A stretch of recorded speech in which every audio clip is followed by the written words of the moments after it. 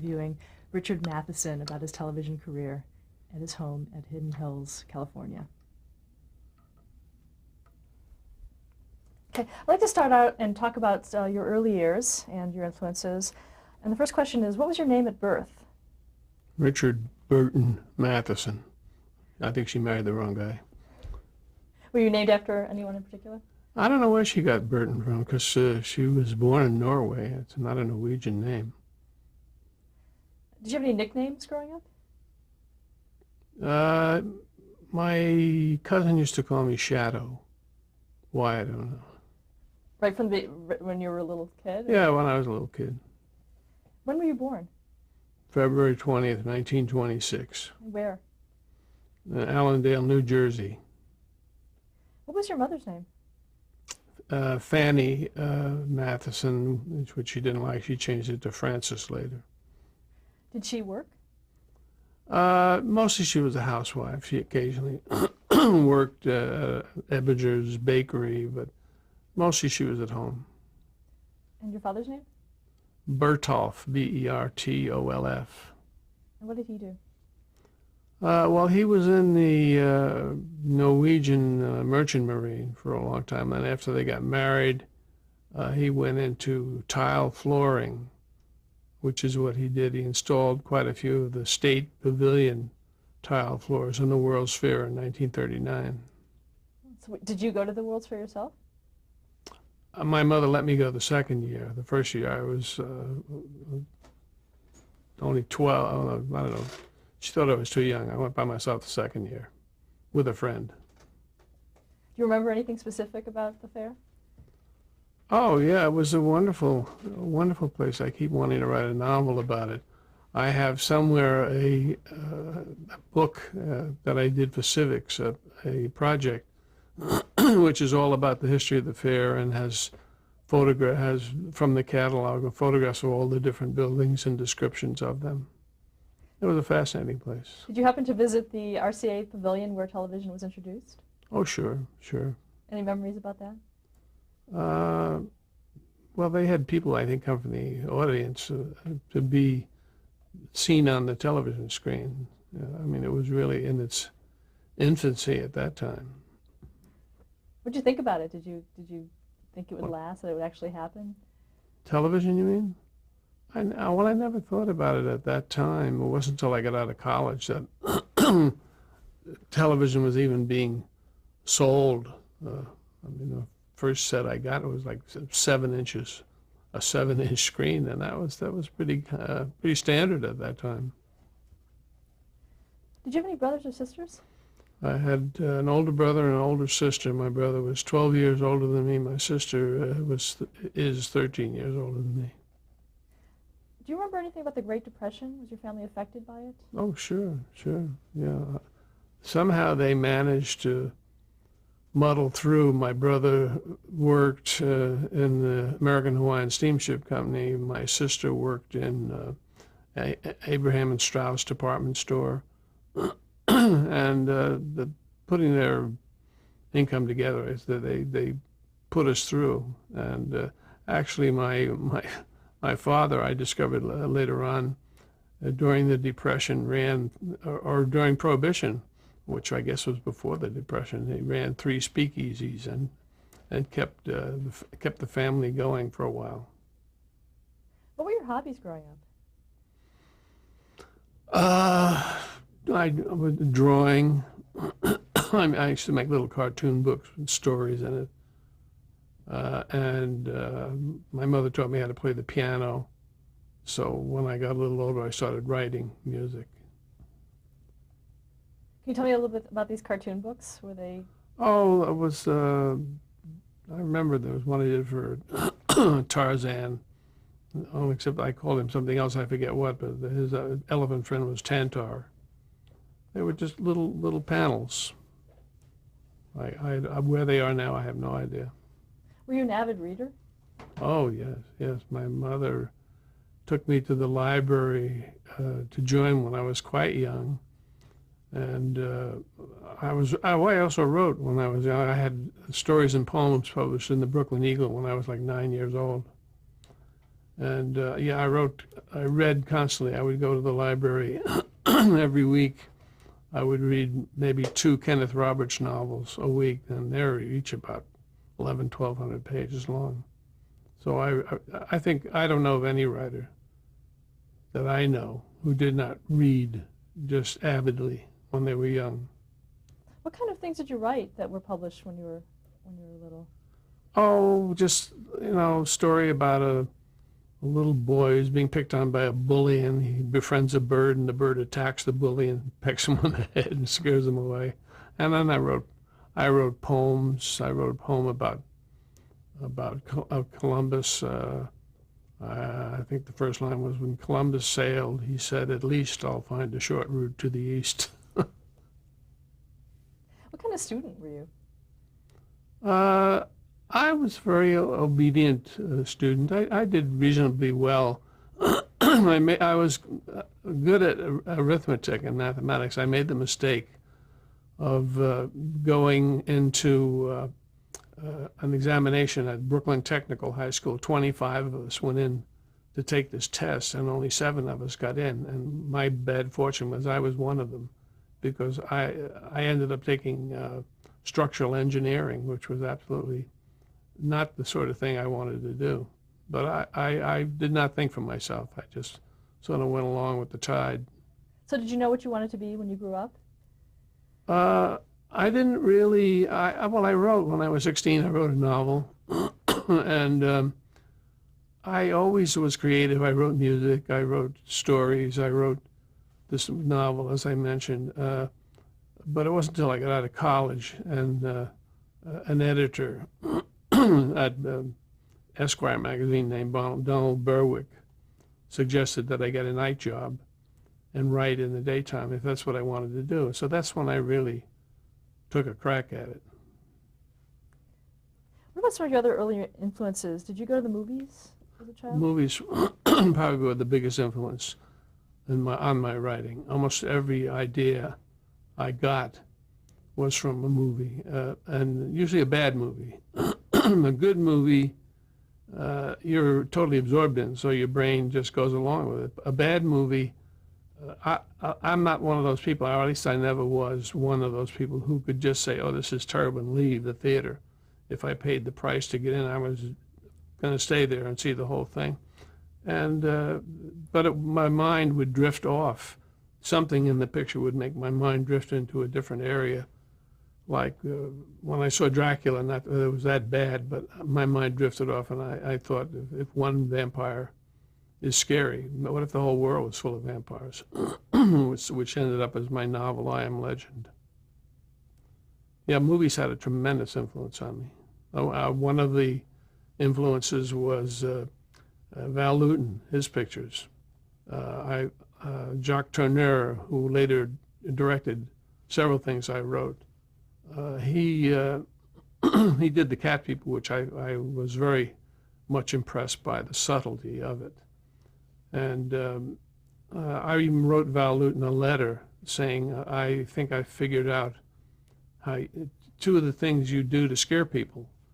And one of them was you have a long period of total silence broken by a sudden noise. It doesn't matter what it is, it makes the audience jump out of their seats. And the other one was a visual one where the camera leads the eye all the way to the edge of, say, the right edge of the screen, and then something jumps out of the left side. And he wrote me a nice letter back saying he and his editor, Mark Robeson, and Robert Wise, they were both editing for him at the time, were delighted with my letter. And when you were writing, did you have a sort of a film way of writing in general? Because I think I've always I've always written that way. When I write anything, a short story, a novel, I see it in my mind like a movie, and then I describe it. And in a novel or a short story, you have to do more description because you don't have a whole crew behind you creating the set. You don't have a cameraman. You just do everything. Whereas when you do a script, you describe something, but you don't have to do as much. And so I had no trouble adapting to script when I sold my novel, A Shrinking Man, to Universal, because it was the way I wrote anyway. We'll talk about that a little bit more. Did you also listen to the radio? Oh, sure, sure. My mother was an ardent Christian Scientist, and very strict. She wouldn't let me listen to the Witch's Tale. I couldn't even listen to the Lone Ranger. That's how strict she was. She used to let me listen to this fairy tale program on Saturday morning called Let's Pretend. And she didn't realize that some of those stories were more horrible than The Witch's Tale. I remember in particular Bluebeard, where his latest wife, goes and opens the door and sees all his past wives hanging on hooks, all still alive, groaning. And that was pretty vivid. So how did she react to the stuff that you were writing? Because you said early on that you had birds pecking and things like that. How did she react to what you were writing as a child? Oh, she didn't mind that. She didn't mind that story. Later on, she was, I think, disturbed by what I wrote when I had stories in Playboy. She said, do you have to write for that magazine? Overall, was your family supportive of your wishes? My family never discouraged me, but I don't think they ever encouraged me. No one ever said, "Oh, that's really good. You should become a writer." No one. And and you published your first story when? In 1950, after I got out of college. And at what high school did you attend? The one I mentioned, Brooklyn Technical High School, where I majored in, structural engineering. And then what college did you attend? I went to the University of Missouri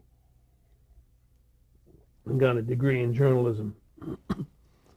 And when I got out of college, tried to get work and couldn't. And that's where I met this editor who suggested that I get a night job and write in the daytime.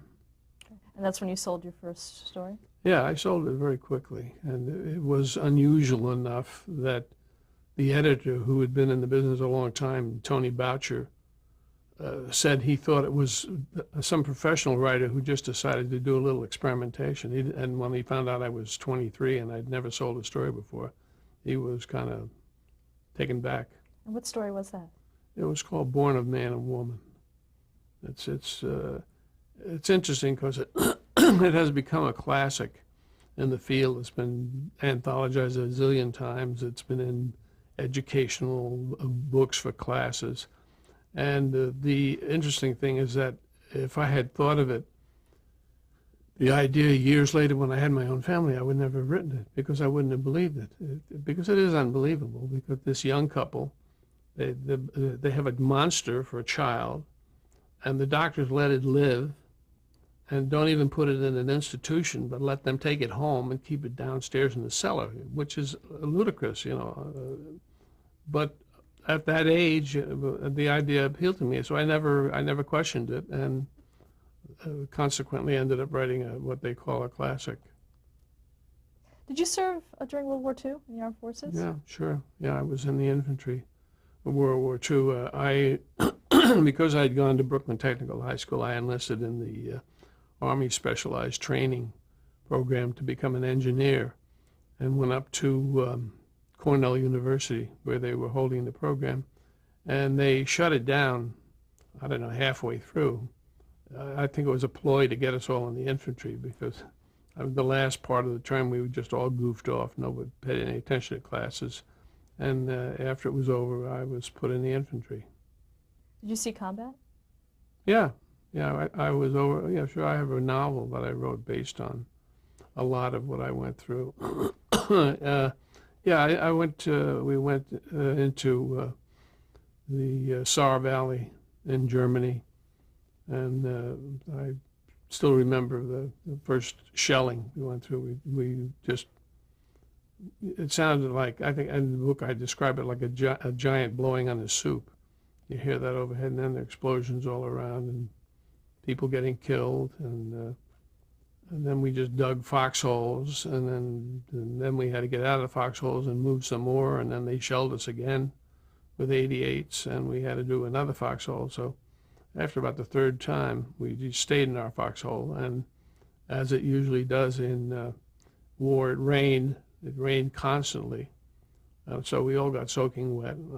And we all got what they called at that time trench foot. It was, later on I romantically changed it to frostbitten feet, but it was really because the feet got cold and wet at the same time. And I had to leave the line and limp back to the aid station because I could hardly walk.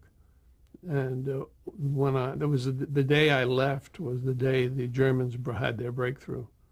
So that was a nice coincidence.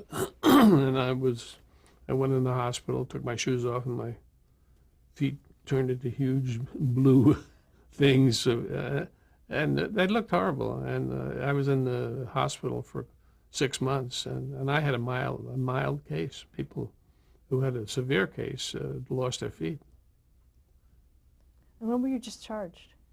In June of 45. And what did you do when you returned to the States?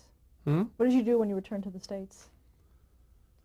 I lived with my mother, and I worked in some place called Petty and Worry, where I was mailing out huge wheels for machinery and everything. And I had worked throughout high school in a cheese store, but I don't think I did that after the war. And then I was accepted by the University of Missouri, which I wasn't acceptable by too many, because if I wanted to go to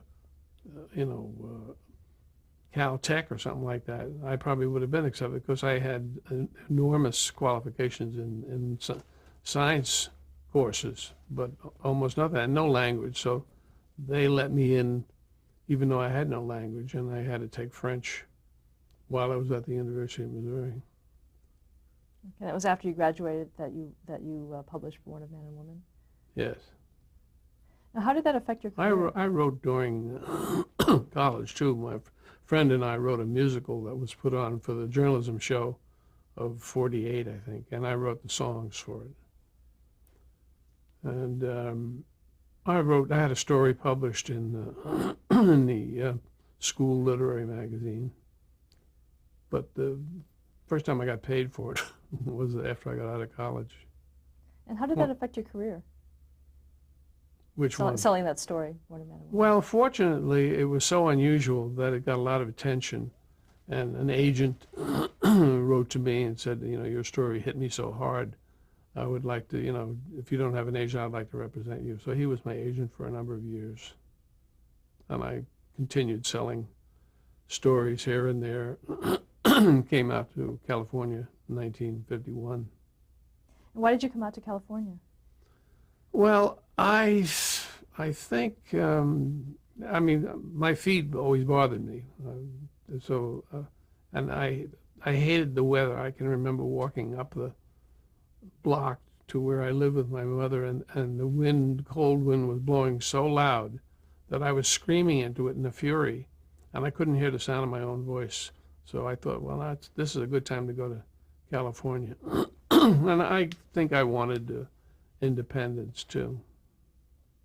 What was your first job there? Where, in California? Mm-hmm. I worked for Douglas Aircraft. A lot of writers, artists, actors, people in the business worked for Douglas Aircraft. I'm amazed that their airplanes didn't crash all the time because none of them were qualified. I don't think. I used to cut out airplane parts with something they called a router. It was a huge thing you held with both hands, and you ran this blade around. It was like a sewing pattern that you put down over this sheet of metal and then cut out a part for the airplane. And I wrote 2 stories, I think, while I was under there. Showed you how I was concentrating on my work. I wrote 2 short stories word for word while I was under there, and then went home and just wrote it down exactly as I remembered it. So you wrote it in your head, and then? Yeah, I wrote it, dialogue, everything. Now, how did the Incredible Shrinking Man come about? You'd mentioned it before. Was that while you were working at Douglas? No, the Shrinking Man came later. We went back east again in 1953, I think, where I was going to work for my brother. I did work for my brother. And we rented this house on Sound Beach on the North Shore of Long Island. And I'd already, in this house that we lived in Gardena, sold I Am Legend, but my career wasn't going that great. So I went back there to work for my brother and possibly become his partner. And then in this house on Sound Beach, I would go down the cellar every day and write about my little man.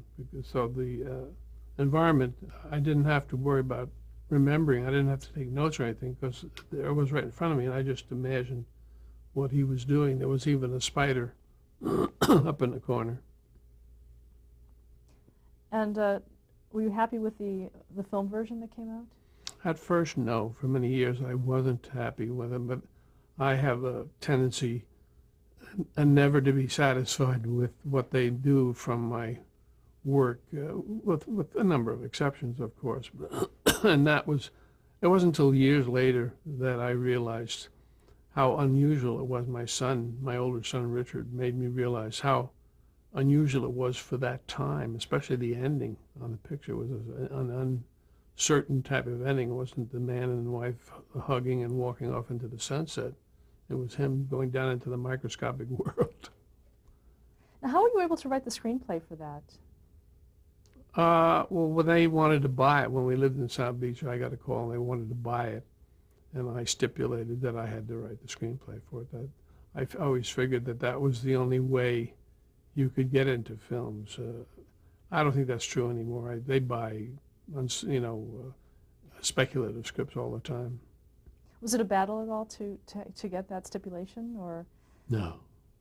I think they figured, well, sure, let him do it, and then we'll give it to one of our writers who knows what they're doing. So how did you get into writing for television? Well, for years, we had this agency, my friend Chuck Beaumont and myself, and nothing ever happened. And we assumed that that's the way things were. And then we joined this agency run by Otto Premiger's brother. It was called Preminger Stewart. And all of a sudden, we were going out on appointments every day. It was unbelievable. And because we were both new to the field, we collaborated. And we would meet at a coffee shop before having a meeting and come up with about 10, 15 ideas and then go in and pitch them to them. And we worked on a number of different series. I think we did like one for each one. Why did you decide to write together? To what? Why did you decide to write together as a team? Well, because it was a new field. We were uncertain of it. We knew each other. We were friends. It just seemed like a less painful way, and I took advantage of it by selling him, well, I'll write the first draft and you go into the business meeting so I can stay home, which was turned out ultimately to be a mistake because they thought I was the retarded cousin or something living out in the woods who was afraid to come in and talk to them face to face. Can you describe Charles Beaumont personally and professionally? Well, yeah, I did a very good description of it in the back of his collection. He was extremely charismatic. He was like a sparkle. He was like a shooting star. He lived such a short time from the time I met him. I met him in 51, and I don't think he lived much more than 10, 12 years beyond that. And he was extraordinarily bright, extraordinarily talented. He was going to become a concert pianist at one time. He and William F. Nolan worked for Disney as cartoonists for a while. and he was just extraordinarily bright, quick-witted, very funny. Were your writing styles For prose, no. It was different. His was much brighter than mine. Mine was sort of, well, this is the way it happened. This is what they said. This is what they did. He had a real sparkling style. But when we wrote scripts, you couldn't tell the difference. It was when we did a picture together that turned into a movie called Burn Witch Burn, which was the title of another story. But I wrote the first half of the script, he wrote the second half, and then we combined them, and it was not difficult because our script writing was very similar. Do you remember the first teleplay that you wrote? Well, sure. The first teleplay I wrote all by myself was undoubtedly for Twilight Zone. It was The Last Flight or something like that. What about with Charles Beaumont? Do you remember some of the scripts? I think that the you first wrote? script we wrote together was for a show called Buckskin, a Western. I don't. We did one for Have Gun Will Travel. We did one for the Steve McQueen series. We did one for Philip Marlowe and Markham, and but mostly the ones when we were called in to look at the pilot for the Twilight Zone, we elected not to collaborate on that because we both had stories published in that genre. We both knew how to do it. We saw no need to collaborate on that. But going back to your partnership with Beaumont, I see that you did a lot of westerns. Was that a particular genre that appealed to you? No, he and I, we would do anything in the beginning because it was a whole new, it was an exciting field. As far as I know, we just did a few westerns, but later on I wrote novels in the genre which appealed to me at the time. You also wrote a few episodes of the ABC Western Lawman.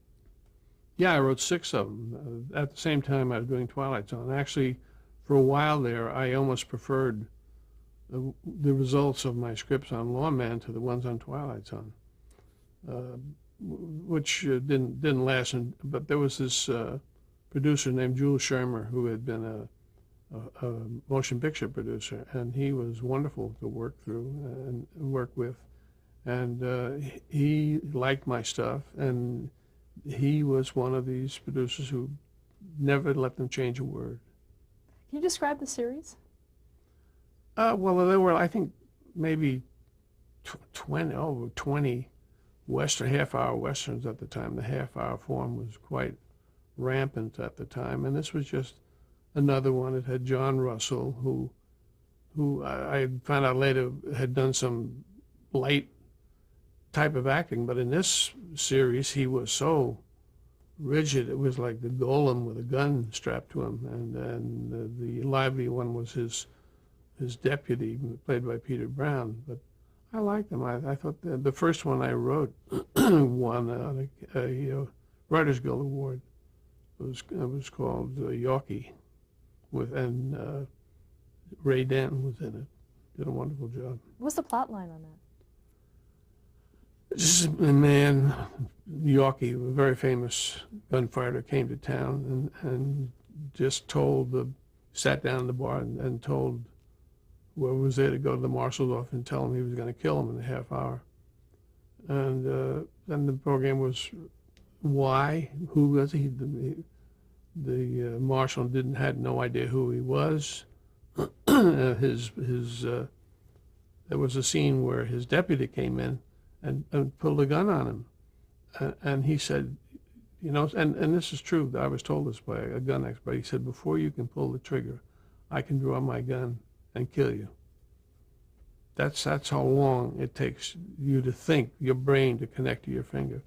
And then finally at the end, even though he knew he was going to get killed because this man had been never beaten, he meets this guy, and the guy outdraws him, but he killed him.